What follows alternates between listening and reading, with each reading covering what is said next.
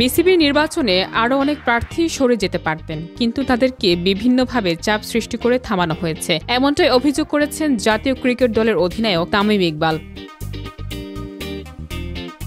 তামিম ইকবাল আরও বলেছেন, আমি বলে রাখি, এখানে আরও অনেকে প্রত্যাহার করতেন, তাদেরকে বিভিন্নভাবে বিভিন্ন দিক থেকে চাপ সৃষ্টি করে থামানো হয়েছে। তবে 15 জনও যদি সরে গিয়ে থাকেন তাহলে সংখ্যাটা অনেক বড়। 50% প্রার্থী সরে যাচ্ছেন। কোনো একদিন এই বিষয়ে ডিটেলসে আপনাদের সঙ্গে কথা বলবো।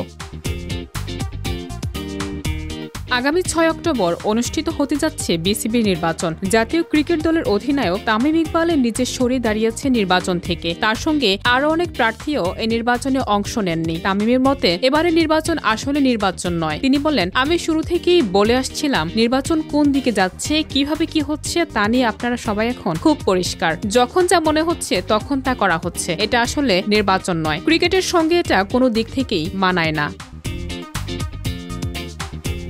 নির্বাচন থেকে সরে যাওয়ার কারণ ব্যাখ্যা করতে গিয়ে তিনি বলেন, আপনারা যখন ইসি চূড়ান্ত তালিকা দেবে তখন সেই তালিকা দেখলেই বুঝবেন যারা সরে গেছেন তাদের সবাই হেভিওয়েট। এটা আমাদের মতো করে আমাদের প্রতিবাদ যে এই নোংরামির অংশ হয়ে আমরা থাকবো না। বাংলাদেশ ক্রিকেট এটা ডিজার্ভ করে না। দেশের ক্রিকেট ভক্তরাও এটা ডিজার্ভ করে না।